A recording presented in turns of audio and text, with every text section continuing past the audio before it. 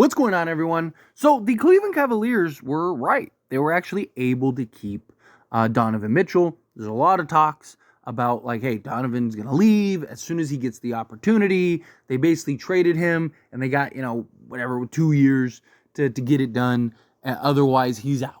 Going to a team like the Knicks, or he's going to Brooklyn, or he's doing whatever. And the Cavs kept saying, no, we're confident, we believe, we trust that we're going to be able to re-sign Donovan Mitchell, that we're going to be able to keep him. And lo and behold, sure enough, the Cavs were able to keep Donovan Mitchell, which, if I'm being honest, was a little surprising. Not crazy surprising, because the Cavs are good. I don't think the Cavs are a bad team by any stretch of the imagination. I don't think that they're a contender as currently built, personally. Now, could that change, if maybe him and Darius Garland can work out better, because that's kind of been a little clunky, maybe an Evan Mobley kind of, if he starts taking the next step, maybe taking some strides to his game, right? I don't want to put a cap on the Cavs just yet. Let's see where it goes, but just on the surface, from what we saw from last year, just the way that the Eastern Conference is shaping up, right? I still think at best, right now, again, Cavs are probably the fourth best team, maybe the fifth best team in the Eastern Conference. I think for sure the Celtics, I think the Knicks, if they stay healthy, going to be tough. And then depending on how does Paul George look with the Sixers, and Joel Embiid, Paul George, and Maxey, if they can work and be healthy, I think that's probably the top three teams. And then you got, I think, Milwaukee, Indiana, Cleveland, those teams kind of mesh together. And we'll see. But we'll see how it plays out, right? You never know. And look, the Cavs, you get a couple right matchups. Things are kind of clicking at the right time. All of a sudden, you look up, you're in the, you're in the conference finals. Couple balls go your way. All of a sudden, you're in the NBA finals, right? You never know, right? We've seen stranger things happen throughout the history of this league. But the big question, and I just feel like an inevitability, is Darius Garland is sooner or later going to be on his way out, right? There were reports pretty much dating back to towards the tail end of last season of Darius Garland, if Donovan Mitchell resigns, that Darius Garland is going to ask out. That Darius Garland was going to demand and request a trade. He had teams like the San Antonio Spurs heavily linked to him, teams like the Lakers, several teams that I still believe would be interested if he became available, right? The Spurs supposedly even made an offer for Darius Garland and stuff, but again, obviously nothing's worked out. Cavs plan on keeping Darius Garland. There are even talks about Jared Allen and stuff. Cavs want to run it back and at least see, right? Let's see what the progress looks like. Let's see what another year looks like. Let's see how, this team, without the looming concerns of a Donovan Mitchell and whatnot, right? Coach knew everything. Let's see what this team can do. But I just think you have two guys that are similar in a lot of ways. At least, the play style, and both are kind of best with the ball in their hands. Neither is super great off ball. Donovan Mitchell can play off ball, but he is best as just that, give me the ball and get out the way. Let me just go get a bucket. I mean, he even had that one game where he scored 24 points, something like that in the fourth quarter. And you see the Cavs a lot just kind of default to Donovan Mitchell. And Darius Garland, I think, is an excellent player. I mean, people forget how good Darius Garland was before Donovan Mitchell got there. He was looked at as the next great young guard. Dude was an all-star, was looked at as oh no, he the Darius Garland era is right around the corner. And then they go and get Donovan Mitchell, and it's just Darius Garland now playing off ball, being second fiddle, from being the point guard, being the guy that's making the decisions, making the plays, doing X, Y, and Z. And I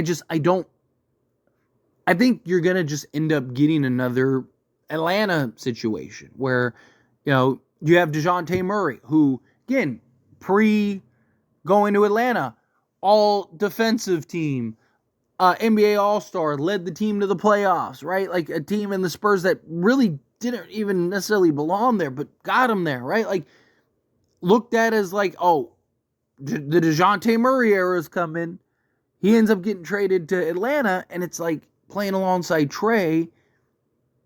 It's clunky. It's awkward. It doesn't fit. You have two guys that basically want and are best doing the same thing, have too many similarities, right? And it's just, I think Cleveland is kind of in that same boat. I think Cleveland is a team that, you have two guys that are not quite the complementary fits that you need. You're a bit undersized, right? I think, you have Donovan Mitchell. The ball's going to be in his hands. That's fine, right? Trade Darius Garland. Go get yourself, a point of attack 3-and-D guard that can just kind of play off ball, play off of Donovan Mitchell. Let Donovan Mitchell be your point guard, right? You have Evan Mobley. You have, Jared Allen. You have these guys. And, maybe go get... Like, if you could turn Darius Garland into a wing and, like, a point of attack, like a Bruce Brown and something, right? Like, where you got a guy that can defend multiple positions, can defend the guard position. Donovan Mitchell, don't get me wrong, he's had good defense.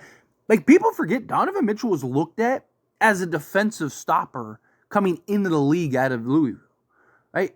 He evolved into a scorer. He wasn't looked at as like the Donovan Mitchell we know now. And Donovan Mitchell was actually very good defensively last year. So you get that, and you get, I think, just that off-ball complementary guard.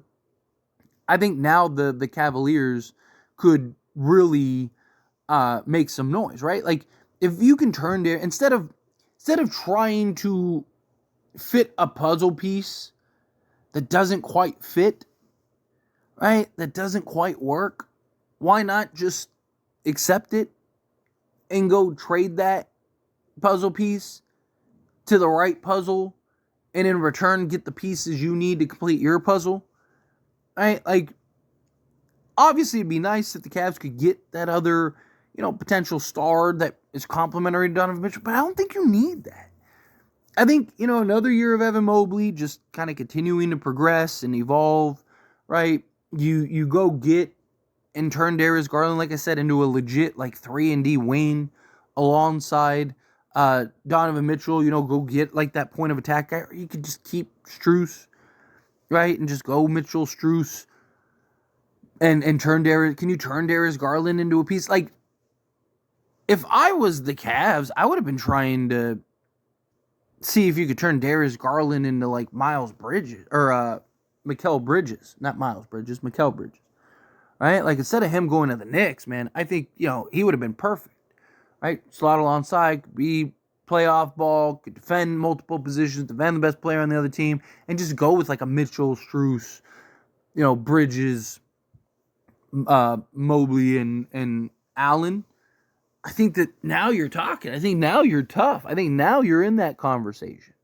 But they didn't, right? They're trying to run it back, and they're trying to see if it will now all of a sudden magically work. And I just don't buy it. I don't. I would love to see it work. Cavs, look, when the Cavs are cooking, it's fun. You're excited to see what meal is going to be made, right? Like, the Cavs have games and moments and stretches that, as just like a basketball fan, I can appreciate, right? And they have some real talent on that team. But I do think some tough decisions are going to have to be made sooner rather than later. I think they're genuinely going to have to start looking at, like, do we gotta change something here, right? Like, because you also don't want to get to the point where Donovan Mitchell goes, get me out of here, right? You hear it all the time. Get the new contract now, get your money now, and then request the trade later. Now, obviously, the Cavs aren't obligated to trade him, but last thing Cavs want is that chaos and that mess, and and now you're in this position to where either you guys have to be the bad guys or you have to trade him, and it's just, to me, I just think eventually you're going to have to break these two up. I think eventually you're going to have to either trade Darius Garland or you trade Donovan Mitchell, right? You look at it, you go, hey, like, let's use Donovan Mitchell as a trade piece. Let's get, maybe Evan Mobley takes the next step, right? And you're like, Darius Garland's still so young, right? Like, Can we turn Donovan Mitchell into, a more complimentary star and, whatever? Like, I don't know. Stranger things have happened. But I do think at some point you're going to have to move off of these guys. But anyway, as always, this is a discussion. Pass question on you. Let me know your thoughts and opinions down in the comments below. What do you think? How do you feel? What are your thoughts? Do you agree? Think at some point you're going to have to trade one of these two? Do you think, they'll figure it out. They'll make it work. They're both hoopers, right? One way or another, it'll all kind of work itself out. Again, however you feel, whatever your thoughts are, love to hear it. So let me know down in the comments below. That being said, if you haven't liked this video, hit that like button. Helps me a lot. So we enjoy these types of videos, and I truly appreciate it. Not subscribe channel, hit that subscribe button. Turn on the bell notifications. Appreciate y'all. See you in the next one.